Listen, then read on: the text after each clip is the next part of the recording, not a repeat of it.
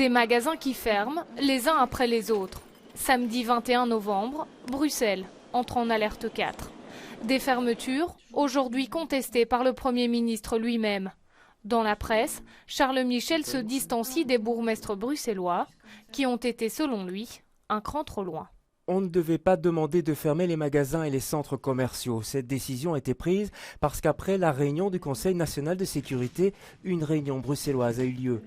Des bourgmestres ont décidé, l'un de fermer sa piscine, l'autre son gymnase, et cela a entraîné de fait des décisions de fermeture de magasins. Mais pour moi, c'est un cran trop élevé. J'assume la fermeture des centres commerciaux, puisqu'ils figuraient comme tels dans la liste de l'OCAM, et donc comme cible. À partir du moment où c'est une cible et qu'on n'a pas la capacité pour la sécuriser à 100%, je pense que la décision la plus sage, c'est de fermer. Pour Charles Michel, les bourgmestres auraient agi en ordre dispersé. Inexact, selon Armand de Decker, qui rappelle que la sécurité dans les communes est avant tout la responsabilité des bourgmestres et non du Premier ministre. Vous savez, quand vous êtes responsable à un certain niveau, vous avez vite tendance à un peu considérer qu'il est inutile de décider à un autre niveau inférieur. C'est humain.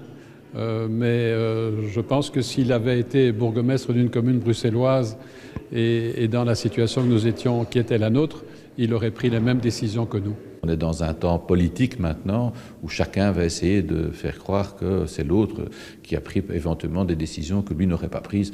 Mais ça, c'est des petits jeux qui n'ont pas grand intérêt et dans lesquels je ne vais certainement pas rentrer. De son côté, Laurette Ankelings n'a pas manqué de réagir sur Twitter. Selon elle, en affirmant qu'il ne fallait pas fermer les magasins, le Premier ministre avoue que le Bruxelles Lockdown n'était pas nécessaire.